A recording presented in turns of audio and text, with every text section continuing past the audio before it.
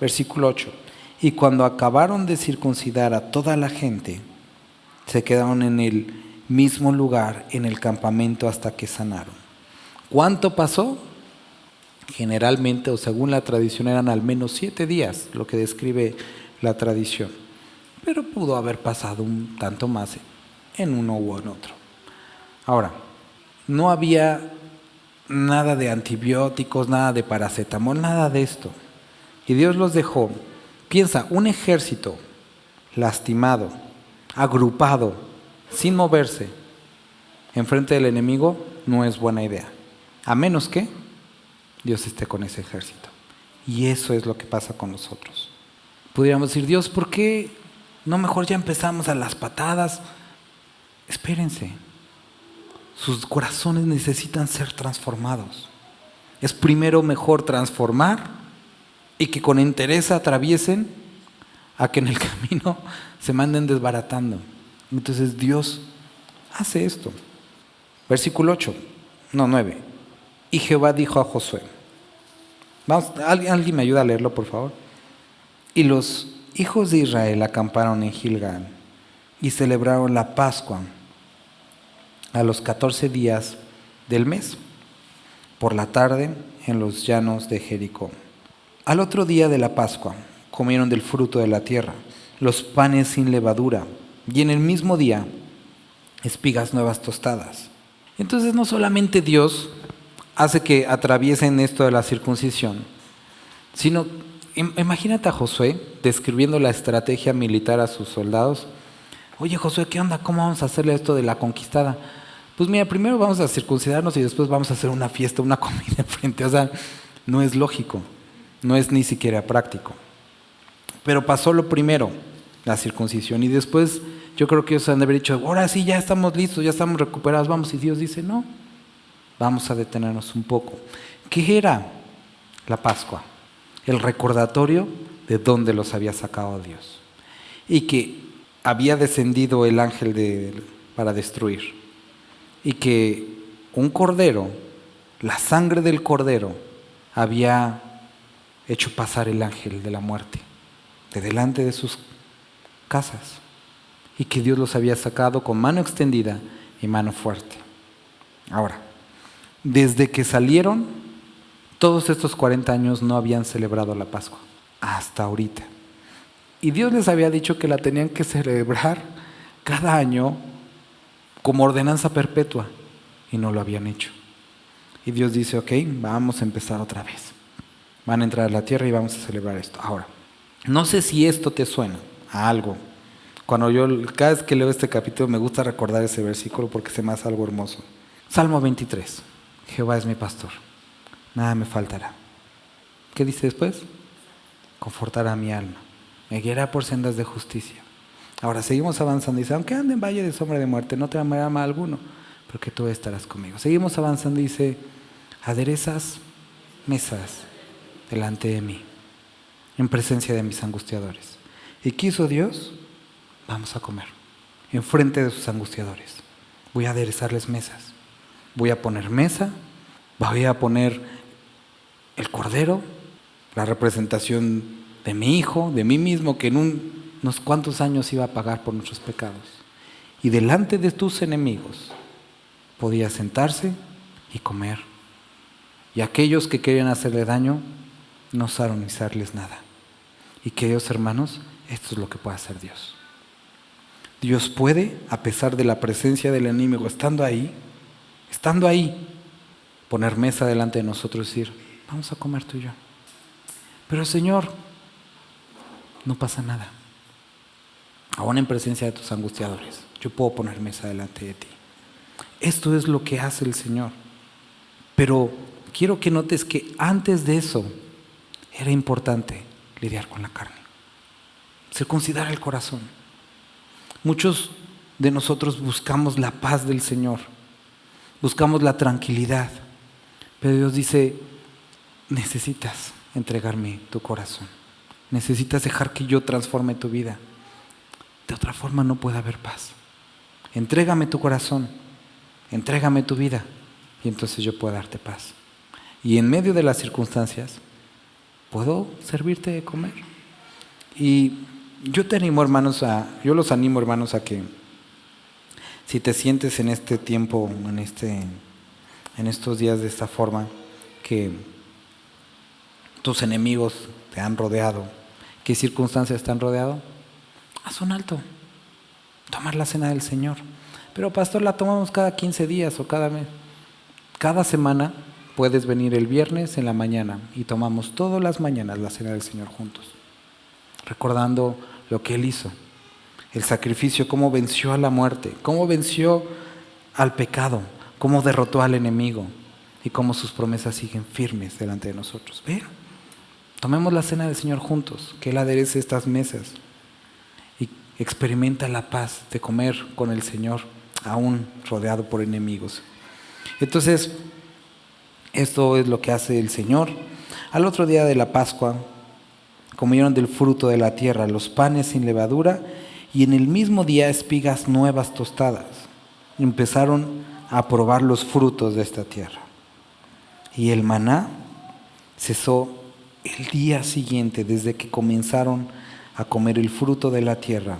Y los hijos de Israel nunca más tuvieron maná, sino que comieron de los frutos de la tierra de Canaán aquel año. Ahora, uno podría pensar, aquí hay dos formas en las que podemos ver esto. Uno podría pensar que entrando a la tierra prometida, pues habría más como estas cosas de milagros y cosas así, y sucedieron cosas, pero en presencia de los frutos de la tierra prometida, ya no era necesario el alimento que Dios había traído de manera milagrosa, porque ya había fruto.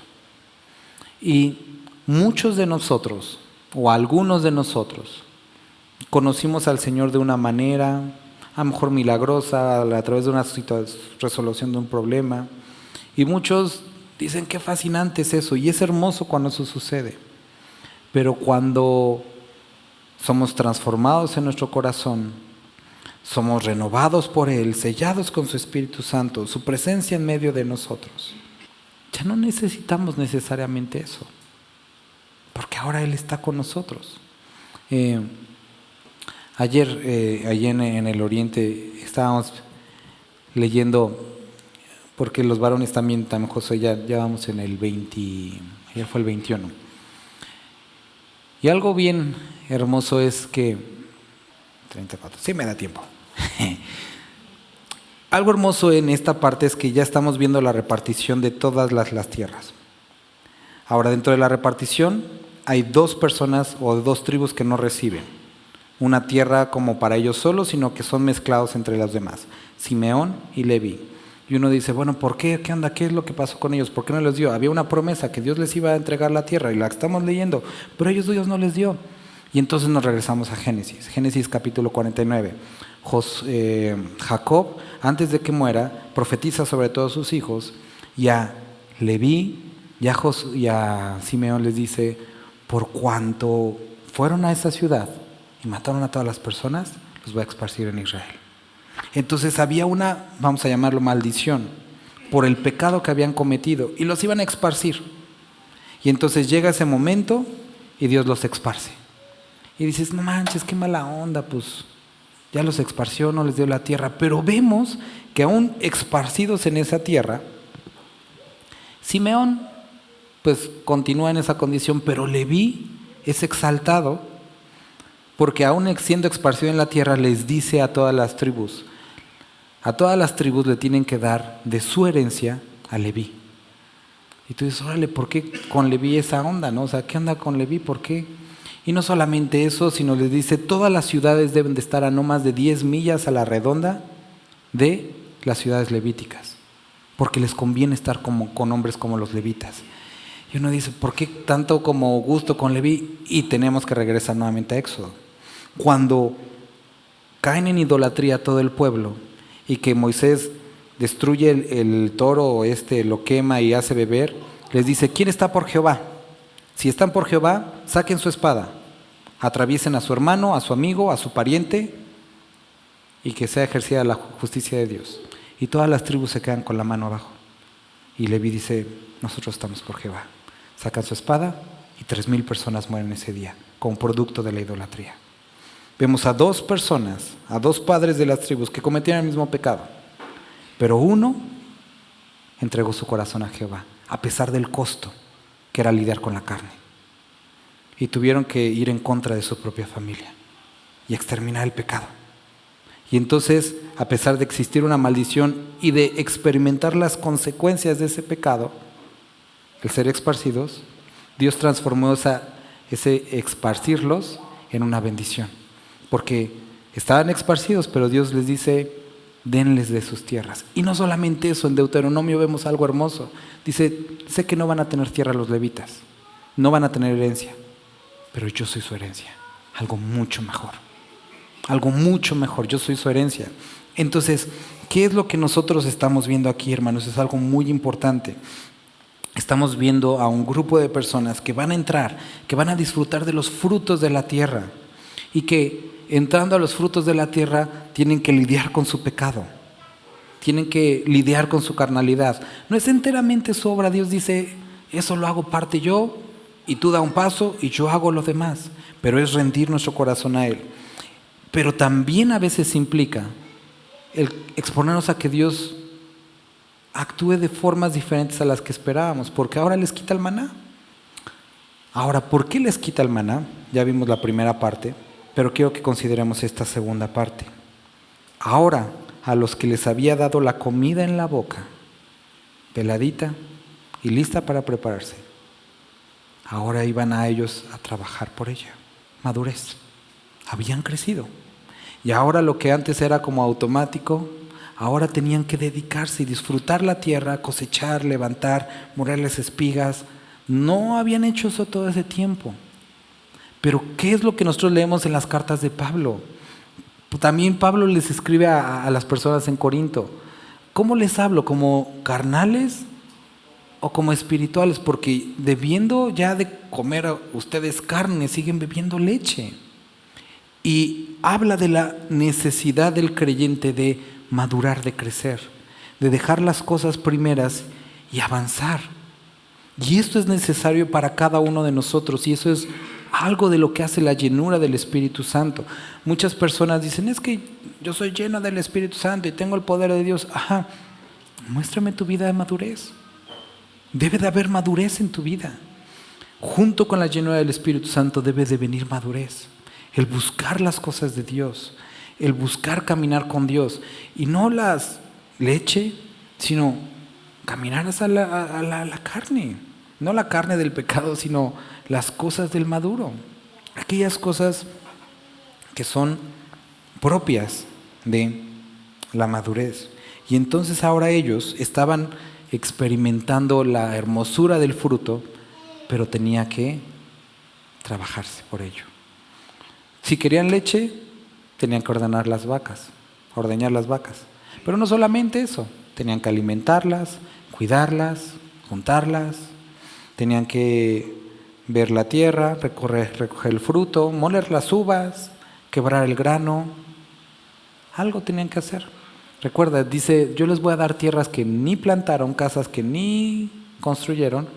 Dios les dio todo eso, sí, pero había que cosecharlo. Trabajo, madurez. Entonces, dice, y el maná cesó al día siguiente desde que comenzaron a comer del fruto de la tierra, y los hijos de Israel nunca más tuvieron maná, sino que comieron de los frutos de la tierra de Canaán aquel año. Estando Josué cerca de Jericó, ya habían sido circuncidados, ya habían probado del fruto de la tierra, habían celebrado la Pascua. Dios había aderezado mesas, había puesto mesa delante de ellos en presencia de sus angustiadores como muestra y señal de lo que Él iba a hacer, como recordatorio de cómo los había sacado de Egipto, como recordatorio de quién iba delante de ellos. Y estaba ahí Josué, cerca de Jericó. Alzó sus ojos y vio a un varón. Creo que aquí es bastante obvio. Josué era el general o el capitán o el líder de todos. Se apartó, estaba frente a Jericó y estaba viendo a Jericó. ¿Qué es lo que estaba haciendo? pensando, meditando en algo de la guerra, o sea, algo, pero estaba viendo Jericó, ¿no?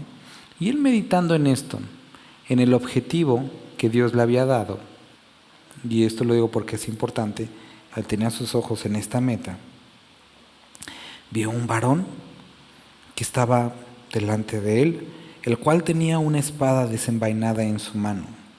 Esto mismo le pasó a Moisés, con un giro en los eventos, porque Dios, después de que le da la tarea a Moisés y que Moisés se perfila a ir a Egipto, así como Josué estaba perfilando irse a Jericó, se presenta también este mismo varón enfrente de Moisés, pero lo iba a matar. ¿Por qué? Él parecía que no sabía, pero sí sabía, hasta que su esposa saca un pedernal, circuncida a su hijo también como aquí, y le dice: eres esposo de sangre, esposo sangriento. Primero circuncisión, antes de ir a realizar la tarea. Pero aquí Josué ya lo había hecho.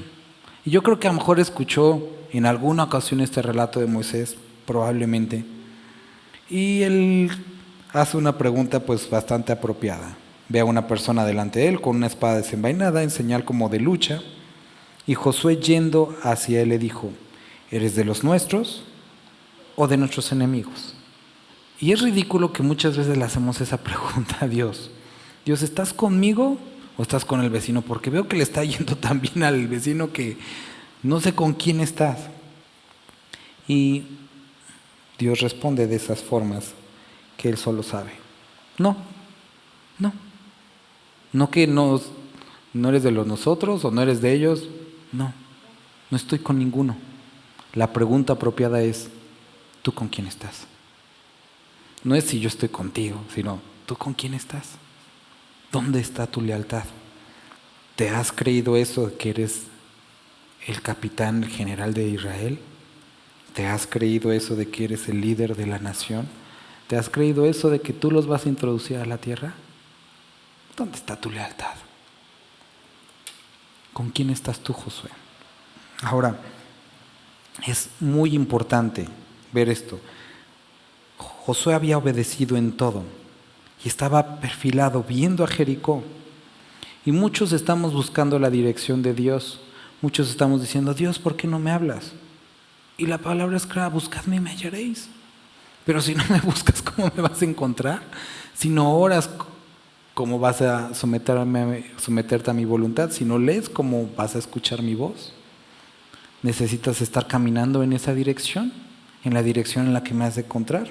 Ahora, cuando te encuentras con Dios, cuando Él contesta, Dios, muchas veces, como es nuestra oración: Padre, te ruego que tú hagas esto por mí y esto, y Dios dice: no, tranquilo, así no son las cosas. Mi estrategia es mejor. Yo te voy a dar la dirección, te voy a dar el plan, te voy a dar el tiempo, te voy a dar las personas. ¿Con quién estás? No es que, Josué, no es que yo estoy contigo, es que tú estás conmigo, tú me sirves a mí. No, yo te sirvo a ti. Y es lo que tenemos que entender. Dios no es nuestro sirviente. Nosotros le servimos a Él. Por lo tanto, si nosotros estamos pidiendo la llenura de su Espíritu Santo, estamos pidiendo que Él nos use, tenemos que clarificar en nuestra mente esto. ¿Por qué queremos que Dios nos use? ¿Para nuestros planes o para los de Él? ¿Para nuestra satisfacción o para la de Él? Y entonces, ¿eres de los nuestros o de nuestros enemigos? Y Él respondió: no, mas como príncipe del ejército de Jehová he venido ahora. Entonces Josué entendió quién era. Postrando sobre su rostro en tierra, le adoró y le dijo, y esto subráyalo, ponlo en un lugar importante, en un lugar que lo veas cada vez que ores y cada vez que leas la palabra. ¿Qué dice mi Señor a su siervo? ¿Qué quieres que haga? Esto es algo que debes de recordar cada vez que oras, cada vez que lees. ¿Qué dice mi Señor a su siervo? Porque a veces nos acercamos a la palabra para que respalde nuestras ideas o nuestros planes. Hacemos oraciones para que respalde nuestras ideas o nuestros planes, y no funciona así. ¿Qué dice mi Señor a su siervo? Habla, que tu siervo escucha. Heme aquí. Y el príncipe del ejército de Jehová respondió a Josué: Yo creo que a lo mejor Josué va a haber dicho, bueno, pues ahorita ya me va a decir cómo va a estar la onda. Pero nuevamente insiste esto: quita el calzado de tus pies, porque el lugar donde estás es santo. Así como con Moisés lo habíamos dicho, es lo mismo. Aquí ya habían cruzado la tierra de Jericó. Ya habían cruzado el río Jordán. Pero Dios le dice, quita tu calzado. La tierra no era santa porque estaba Josué. No era santa porque había una iglesia, era santa porque estaba Dios. Y eso es lo que hace de algo santo: Dios en medio de nosotros. Y si queremos que este lugar sea santo, que nuestras vidas sean santas, que nuestra casa sea santificada, Él necesita estar ahí, no nosotros. Él necesita estar ahí. Él es lo que hace santo a los santos, a cada uno de nosotros. Él es el que nos santifica. Pero ¿qué es lo que pide de nosotros? Quita toda barrera entre tú y yo. Quita el calzado. A lo mejor hubiéramos pensado, si es santa, mejor me pongo los zapatos para no ensuciar. No. No debe de haber nada entre tú y yo. Debes de quitar toda barrera y que esa santidad exponga tu carencia. Cuando se presenta a Jesucristo como el príncipe del ejército de Jehová, ¿quién era Josué en ese momento? Un soldado más. El que Jesucristo se presentara como el líder pone a Josué a un lado. Y eso es lo que necesitamos. Que Él se presente en nuestros corazones como el Rey, para que te bajes del trono de tu corazón y te pongas a un lado. Que Él se presente como el Señor, te descalifica a ti. Y de eso se trata. Quita el calzado. Es esto, que su santidad muestre tu falta de santidad. Y que tengas que decir como los grandes hombres de Dios, ay de mí que soy muerto, porque siendo hombre inmundo de labios, ay de mí que soy muerto, porque habitando en pueblo inmundo, mis ojos han visto al Rey de Gloria. Y que entonces Dios diga, no te preocupes, mi sangre ha pagado tus pecados y has sido justificado por mi sacrificio. Pero quiero que con esto podamos terminar y quedarnos. Estamos viendo cosas que deben de haber sorprendido a Josué, actos que van en contra de la lógica, la respuesta de Dios, Dios moviendo las cosas, la aparición de Jesucristo, pero cada una de estas cosas sucedieron producto de obediencia a lo que Dios había mandado. Muchos anhelan ver el poder de Dios. Es fácil orar por, lléname con tu presencia, eso lo podemos hacer, pero ¿estamos dispuestos a pagar el costo? ¿Estamos dispuestos a dar el paso de obediencia que eso requiere? Porque la verdad, si no estamos dispuestos a pagar el costo ni a caminar por obediencia, ¿para qué pides? Realmente no lo deseas a Él. Te deseas a ti teniéndolo a Él. Te gusta cómo te ves tú diciendo que eres cristiano, pero no lo deseas a Él. Y como creyentes, nuestro corazón, nuestro deseo debe de ser para Dios. Vamos a orar, hermanos.